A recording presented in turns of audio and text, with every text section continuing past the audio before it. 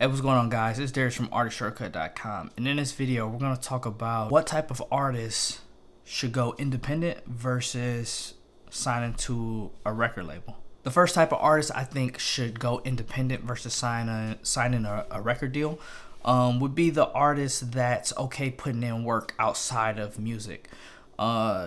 A lot of artists just want to focus on music, and that's cool. But if you're the type of artist that's like, I want to have my hand in my marketing, I want to have my hand in the business side, like I want to keep close tabs on my numbers, my accounting, like all those types of things, you want to be in different areas, right? You see this is a big business, and you want to be able to oversee that. I recommend going independent, because if you sign to a record label, they're going to cover a lot of that stuff. And that's not to say you can't really be hands-on there, because you can, but in a lot of cases it's not going to be the best use of your time, because that's what you pay them for in the first place, or that's what they take their money, their cut for in the first place.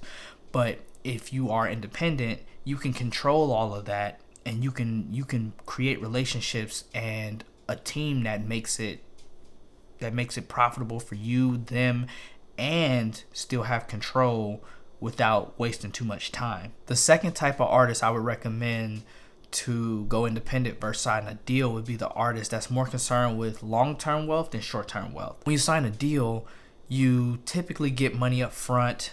You're put in these different opportunities and positions where not only do it look like you're more successful than you are, you have the opportunity to make a decent amount of money short term.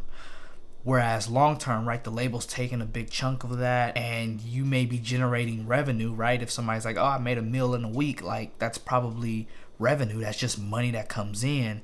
But after the artist themselves pays everybody, right, the label take their cut, the manager takes their cut, like all these people take their cut, you might not be left with much, particularly when the label takes their cut. If you're the artist that's more concerned with long-term wealth, you can go independent, and although the money is going to come much slower in the beginning, if you can build that audience and you can build your fan base and be successful, then long term, like, you're going to make a ridiculous amount of money, because you don't have that label doing the work and taking the cut. Like, that's all you. So you get to find the people that are most profitable for you, and you get to make win-win situations for both you and the people you work with. Whereas the label, when they're doing this stuff, they're finding win-win situations for them and the people they work with. So you're not part of that equation. But I would definitely recommend going independent if you care about long-term wealth versus the short-term. And a part of caring about long-term wealth versus short-term wealth means that, right, you're not in the ghetto, or you're not in a violent area that you can't safely live. You have enough money to feed yourself. You can take care of yourself. Your housing situation is straight. Like, in my opinion, I think you need to be stable. You need to have some type of money coming in, and your life can't be too chaotic if you're going to go independent. The next artist I think that should go independent would be the artist that's okay dealing with individual investors. The thing about being a music artist is that it is expensive. If you want to move quickly, it is extremely expensive. Now, there are other ways to move quickly without being expensive, but at the same time, you got to have some type of formula. And if you're new, you're not going to have that formula. If you're lucky, you may go viral, and then you may have the knowledge to know how to capitalize off of that, right? If something goes viral, like going viral is like a different beast in itself. That can take you from a nobody to somebody very quickly. And if you're independent and you know how to capitalize off of that, that can give you the injection of funds that you need to hit the ground running. But if you, let's just take that out of the picture, because as someone that's new, or you're early on in your music career, you're not going to have that much control and probably know how to make that happen, or to even try to make that happen. And for most artists, especially independent artists, they seek outside funding.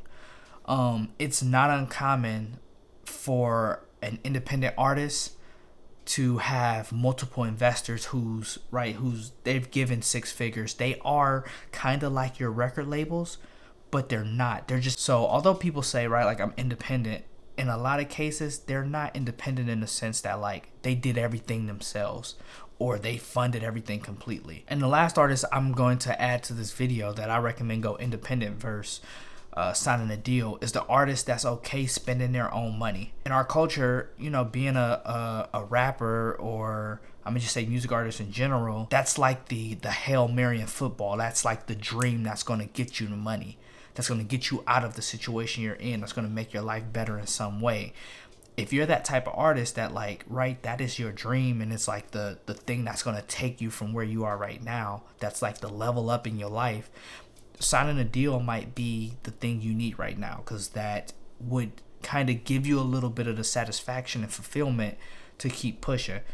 But right, if you're looking at this from really like a business standpoint and saying like, all right, I'm an artist, like I'm a business, like I'm gonna put in $1,500 a month towards this, like whether it be I'm gonna split it up, some of it up making songs, some of it up on videos, or you know what I mean, you may already be a little bit ahead and say like, I'm about to spend it on equipment, and then I'm gonna have this engineer come through and record me and mix me and do all these things. Or like, I'm gonna spend it on video equipment and have my dude take some courses on Lynda or Udemy and like learn how to become a video editor. So I'm giving him opportunities.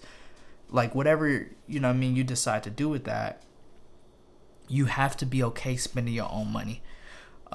If you're not okay with that, like you just sign to a label, like use somebody else's money.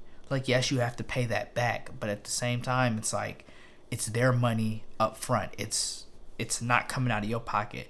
I think that's a big mental hurdle that I don't really see talked about right on YouTube that much, but that's a big mental hurdle of like, you got to spend your own money, even when it's big sums of money. Like you might be okay spending $100 at the studio, $50 at the studio, maybe a couple $100 like on a video if you cheapen out. But like when it comes time where it's like, all right, we're gonna spend $50 or $100 a day on advertising, paid advertising, whether that be Instagram ads, Facebook ads, Google ads, like whatever, whatever that is, like you gotta be okay with like, oh, we about to drop $3,000 on some ads, or like we about to drop $5,000 on some ads in 1 month. Like I had to save this money for, let's say you had to save it for 5 months and it's about to be going in 1 month. Like you have to be okay with that, and you have to be confident enough to know that like what you're spending your money on is helping you go in the direction you're trying to go in and achieve the goals you're trying to achieve. So the main thing I want you to take away from this video is that, yes, signing to a record label is cool, and most artists do sign to a record label. That's why, right, they get popular very fast, is because it's money being injected into this machine, and these processes and formulas already there from the labels. But going independent is a way to not only have full control, but if you're savvy, or even if you're not business savvy or marketing savvy, if you're open-minded enough, like you can find great deals for all the services that the label will provide to you by going direct, and you'll be able to create these win-win situations that have you in mind. Like I said earlier in this video, when the label is right, when they're working with people to get things done, they're looking for win-wins for them, not necessarily for you. Like they're looking for a way to make you a bigger artist, right? So you can make them more money.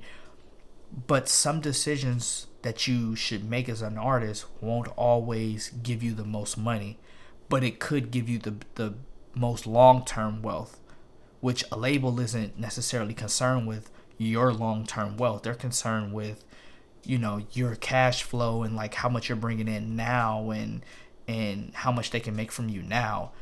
They're not concerned with what you're making in 30 years because that doesn't really affect them that much. Or it's possible it won't, right? Once your contract is up, you can bounce, go to the next label, and it'll be the next label's problem.